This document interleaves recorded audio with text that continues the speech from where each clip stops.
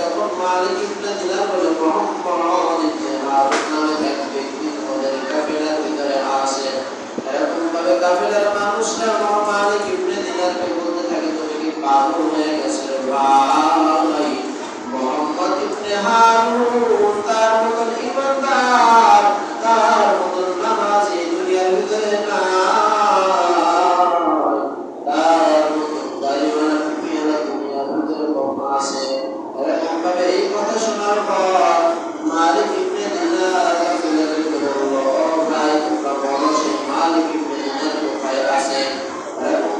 কাফেলারা বলল, ও মালিক ইবনে দিনার, মুহাম্মদ ইবনে হারুন ওই পাহাড়ের ভিতরে আছে, যে পাহাড়ের নাম আল জাবাল। পাহাড়ের নাম কি ভাই?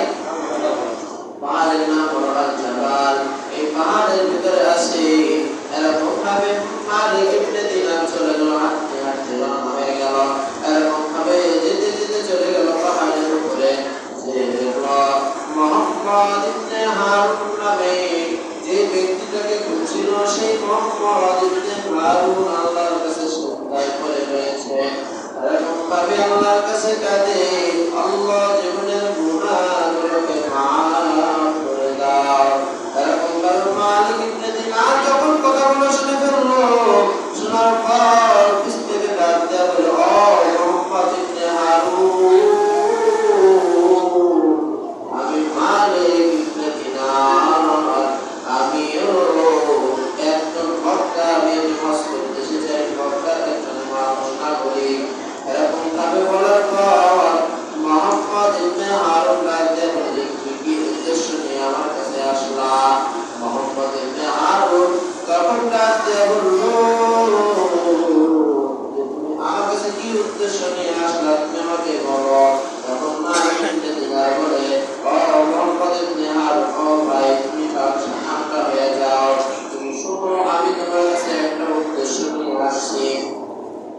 এরকম ভাবে বলার পর মালিক ইবনে দিনার বলল যে, আমি আল্লাহ তাআলা আমাকে জিবরাইলের মাধ্যমে, ইলহামের মাধ্যমে খবর জানায় দিল। এরকম ভাবে জানায় দিল যে তুমি নাকি আল্লাহ তাআলা তোমার হজ কবুল করে না। তুমি 40 বছর ধরে হজ করলে, আমার আল্লাহ তোমার কোনো হজ কবুল করে নাই। এরকম ভাবে মুহাম্মদ ইবনে হারুন যখন কথাগুলো শুনলো, সে দুই চোখের পানি ছেড়ে দিয়ে কাঁদে আর বলে, ও মালিক ইবনে দিনার, আমি জানি আমার মাওলা আমার গুনাহ মাফ করবে না। তখন মালিক ইবনে দিনার ডাক দেয়া বলে, ও মুহাম্মদ ইবনে হারুন, ও ভাই, তুমি জীবনে কি এমন গুনাহ করলা?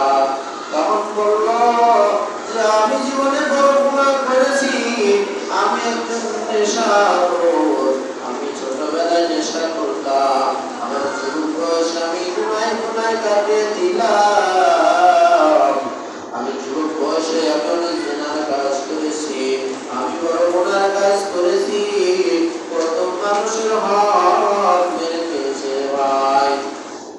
ও মুসলমান বাবাজিরা, ভাইজিরা, আমার কথাগুলো মনোযোগ দিয়ে শুনবারে বাবা।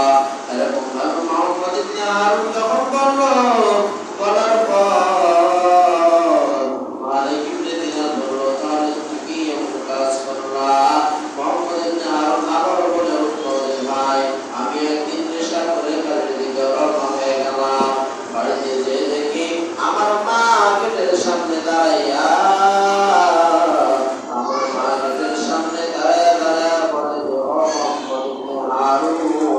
আজকে প্রথম রোজা, সকলের সন্তান মসজিদে গেছে নামাজ পড়ার জন্য, ও মুহাম্মদ ইবনে হারুন, তুই কেন নামাজ পড়তে গেলি না? এরকম ভাবে যখন মুহাম্মদ ইবনে হারুনের মা কথা বলার পর, তখন মুহাম্মদ ইবনে হারুনের মা বলল যে, তোর মতন সন্তান আমাকে আল্লাহ তাআলা দিল। এরকম ভাবে যখন মুহাম্মদ ইবনে হারুনের মা কথা বলার সাথে সাথে মুহাম্মদ ইবনে হারুন অনেক রেগে গেল। রাগার পর মনে মনে চিন্তা করলো, মুহাম্মদ ইবনে হারুনের মাকে কিভাবে মারা যায়। এরকম ভাবে চলে গেল ঘরের ভিতরে। যাওয়ার পর পরের দিন সকালবেলায় মুহাম্মদ ইবনে হারুনের বউ বিবি সাহেবা যখন ধান সিদ্ধ করতেছিল, তখন অনেক বড় বড় ছোটা ছিল আগের যুগে, অনেক আগুন জ্বলে চুলার নিচে আগুন ধরায় দিছে, ধানগুলো সিদ্ধ করতেছে। মুহাম্মদ ইবনে হারুন ঘর থেকে বাইর হয়ে গেল। ঘর থেকে বাইর হওয়ার পর মুহাম্মদ ইবনে হারুনের মাথা বড় বড়। মা আমাদের কি কথা বলবো, আমি মাকে জ্বালাইয়া দিব। মাকে এভাবে জোর করে ধরে কোলের মধ্যে নিয়ে আগুনের ভিতরে ছেড়ে দেওয়ার পর মার শরীরের ভিতরে আগুন লেগে গেল। মা শুটকি মাছের মতো হয়ে গেল। আর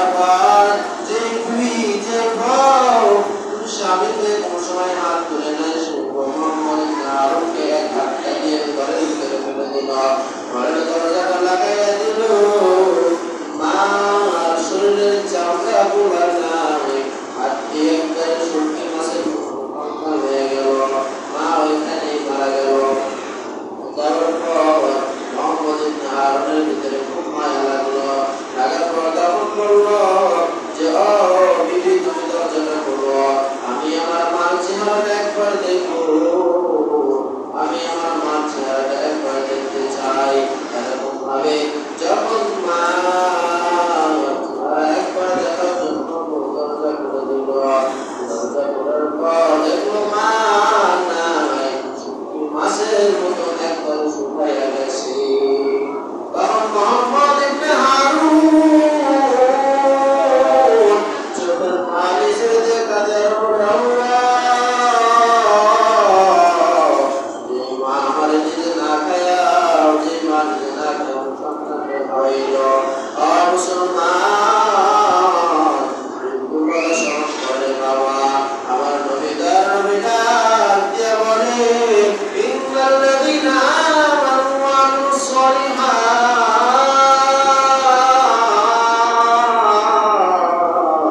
তোমরা সব সময় মৃত্যুর কথা স্মরণ করো। দয়ার নবী, মায়ের নবী ডাক দিয়া এই কথা যখন বলল, ও মুসলমান, আমি তুমি কবরের ভিতরে একদিন যাব। ও মুসলমান, ফিলিস্তিনের মাটির দিকে একবার তাকায় দেখো, রক্তে লাল হয়ে আছে ফিলিস্তিনের মাটি। কত সন্তান না খেয়ে কাঁদতেছে, আল্লাহর কাছে কাঁদে। কত সন্তান, তাদের সামনে মাকে দর্শন করা হয়। ও মুসলমান, আমি তোমরা যদি, আমরা যদি ঈমান আর আমল নিয়ে কবরে না যাই, আমাকে একদিন এই জাহান্নামের ভিতরে চলতে হবে। আমাকে যখন কবরের ভিতরে রাখা হবে, তখন ফেরেশতারা যখন তিনটা প্রশ্ন করবে, তিনটা প্রশ্নের উত্তর যদি পারি, তাহলে আমার তোমার ভাগ্য ভালো।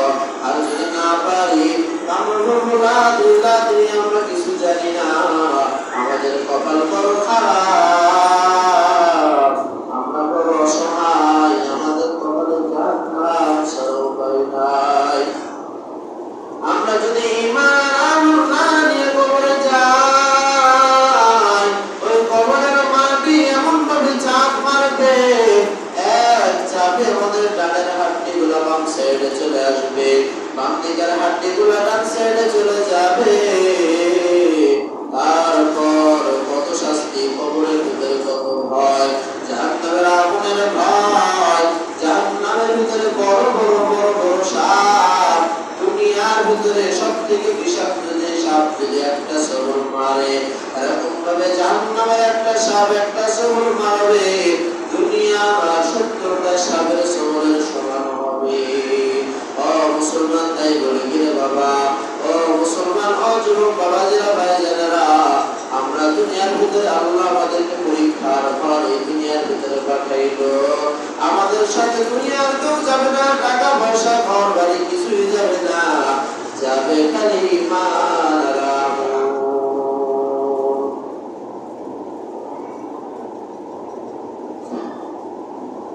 এরকম ভাবে যখন আমরা দুনিয়ার ভিতরে গুনার কাজে লিপ্ত হয়ে যাই, কত জনের কাজে লিপ্ত হয়ে যায়, কতজনের হক মেরে খাই রে বাবা।